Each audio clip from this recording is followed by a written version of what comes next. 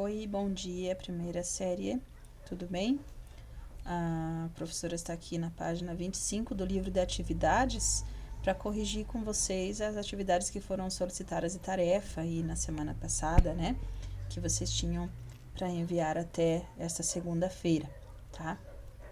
Então, vejam que esses exercícios são referentes à classificação das reações, né?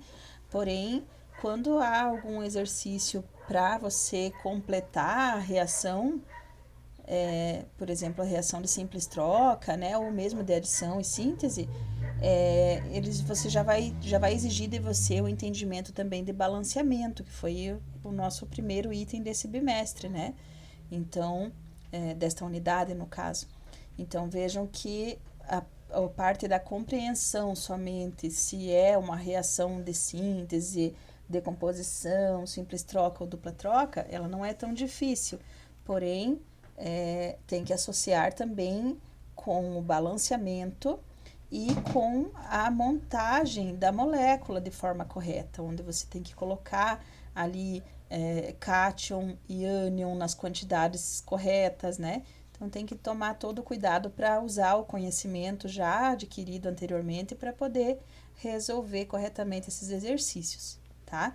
Então aí a questão 17 é simples, né? Só para completar as lacunas com a classificação das reações.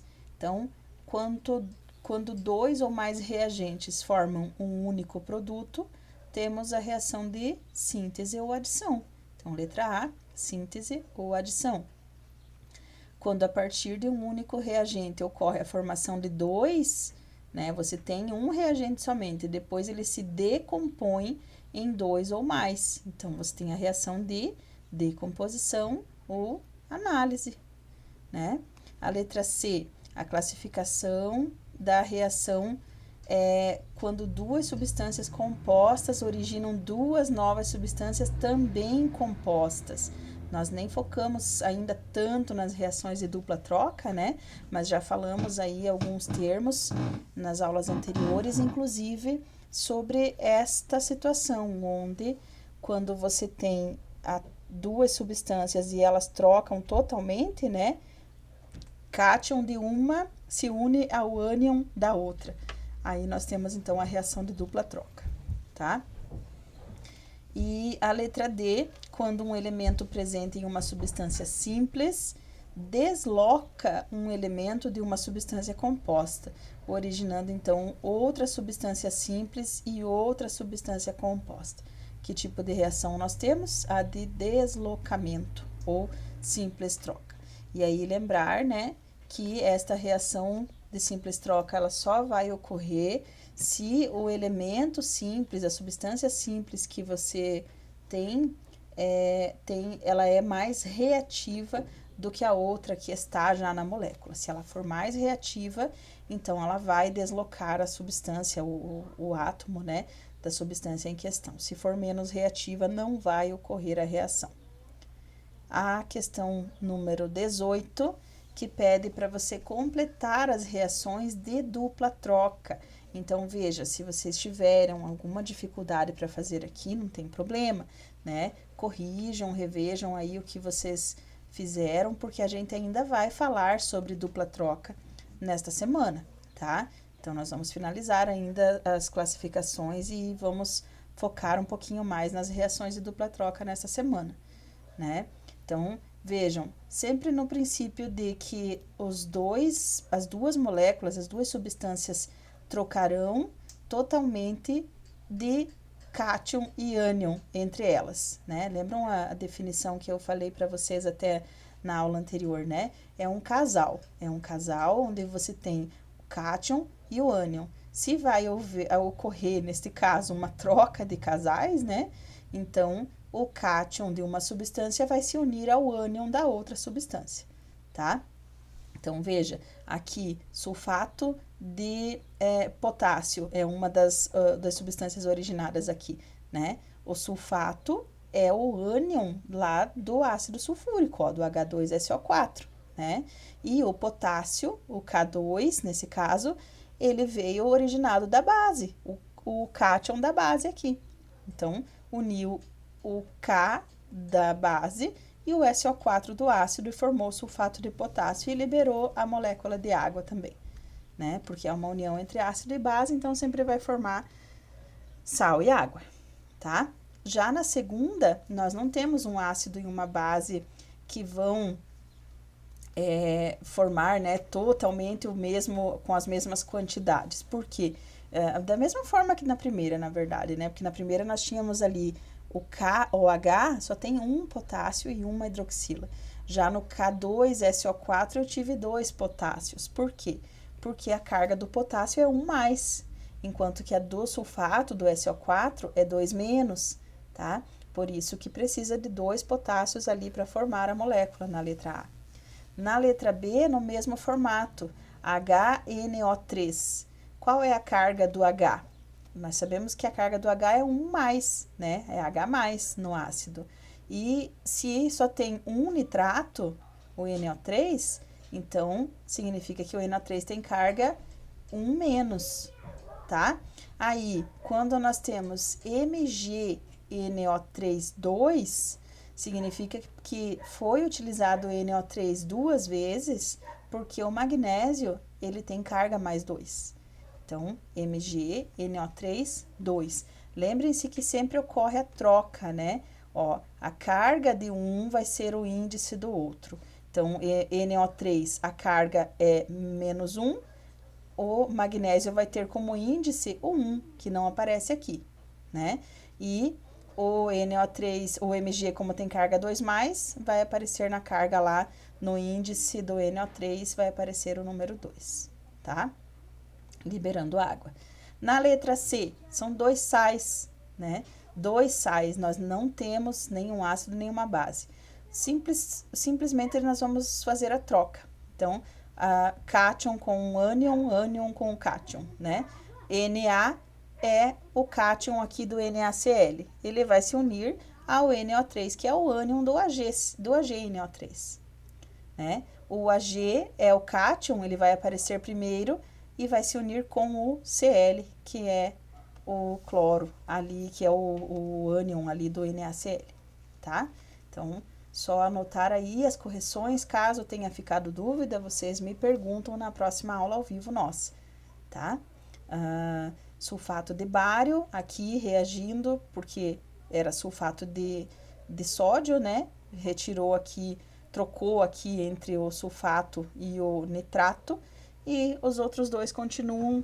Podem perceber que o cátion sempre permanece na posição inicial da molécula, né? Ó, o Ba, o bário, permanece na posição inicial aqui, e o sódio permanece na posição inicial ali. Só troca os dois ânions, né, de lugar.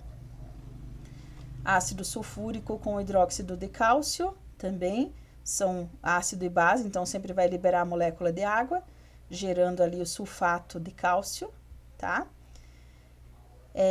Quando aparece esse asteriscozinho em cima aqui do S, né, significa que nós temos um sólido precipitado na solução, tá?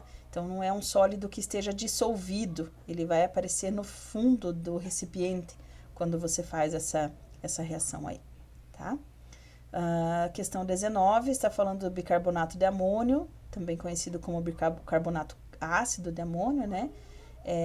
Porque ele traz um hidrogênio, ele sofre ali a reação onde não ocorreu a dissociação completa, né, a neutralização completa entre um ácido e uma base, e ele traz um hidrogênio ali no meio, por isso que ele é chamado de carbonato ácido de amônio, tá?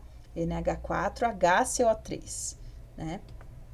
Ele é utilizado aí na produção dos biscoitos salgados, aqueles biscoitinhos crocantes, né, chamados de a gente chama de creme cracker, né, creme cracker, não sei, vocês são melhores no inglês aí do que eu.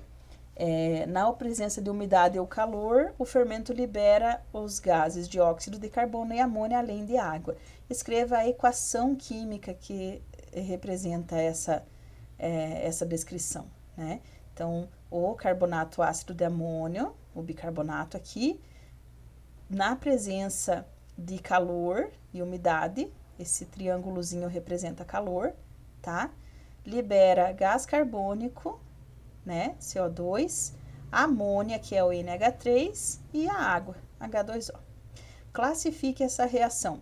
Nós tínhamos uma substância se decompôs em 3. Reação de decomposição ou análise, tá? Na página seguinte, nós tínhamos também ali as questões 20, 21 e 22, tá?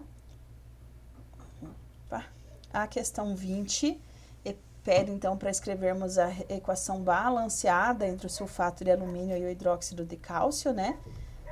Que forma o precipitado ali.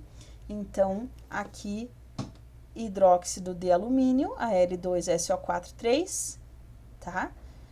O hidróxido de cálcio, né? CaOH2, formando sulfato de cálcio mais hidróxido de alumínio. Sempre, quando tiverem dúvida na quantidade de átomos, né, em cada molécula, sempre lembrem da carga, tá? Lembra da carga, se não lembrar da carga, vai lá na tabela periódica, olha na tabela, por exemplo, o alumínio. O alumínio, ele é da 13, ou da 3A, né? Ele tem 3 elétrons, ele precisa perder 3 elétrons. Então, ele é um cátion com carga 3+, tá? Se ele perde 3 elétrons e o sulfato precisa receber só 2, né? Tem que ocorrer aqui a troca dos índices, ó. O 3 do Al vai lá para o SO4, o 2 do SO4 vai lá para o alumínio. Por isso que ficou Al2, SO4, 3. Mesma coisa lá no hidróxido de alumínio. Carga do alumínio, 3+. Carga do OH-, 1-, né? Hidroxila tem carga 1-. Trocou ali e ficou somente AlOH3. Classifique a reação de dupla troca. Qual evidência física permite afirmar a ocorrência dessa reação? A formação do sólido precipitado, né? Não vai ter somente a solução dissolvida, mas sim um sólido ali precipitado, tá? A número 21, falando sobre a produção de eletricidade, onde são usados geradores a óleo. Quando o óleo queima, produz dióxido de enxofre, que deve ser eliminado antes de ser emitido ao ar, pois é formador de chuva ácida. Um dos métodos para sua eliminação usa o calcário, produzindo sulfito de cálcio, que posteriormente é removido por precipitação eletrostática. Então, quais são as reações envolvidas? A primeira reação, né, é essa daqui, o carbonato de cálcio, gerando óxido de cálcio e gás carbônico, né? E a segunda reação, o óxido de cálcio reagindo com o dióxido de enxofre, formando o CaSO3. E aí a classificação delas aqui, né? A primeira de análise ou de decomposição e a segunda de síntese ou adição. Então, a letra D. Número 22, também para classificarmos as reações aqui, né? As classificações delas, da primeira, então, temos uma reação de síntese.